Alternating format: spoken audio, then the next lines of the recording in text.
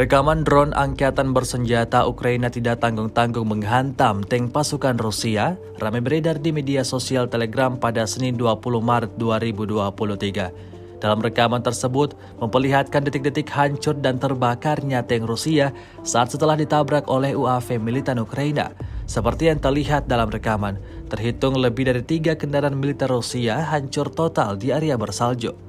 Diketahui sejauh ini, Ukraina telah menerima bantuan 20 drone baru yang diantaranya berhasil menjalankan misi, menghancurkan deretan kendaraan militer Rusia. Hingga video ini beredar, beragam komentar dituliskan warganet.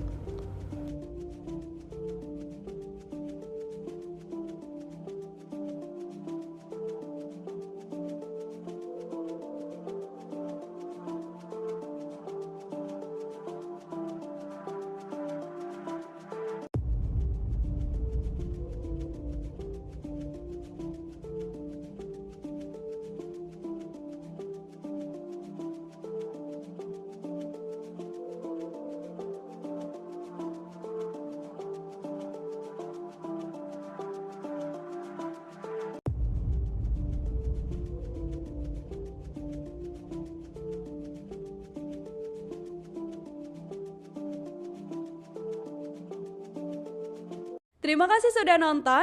Jangan lupa like, subscribe, dan share ya.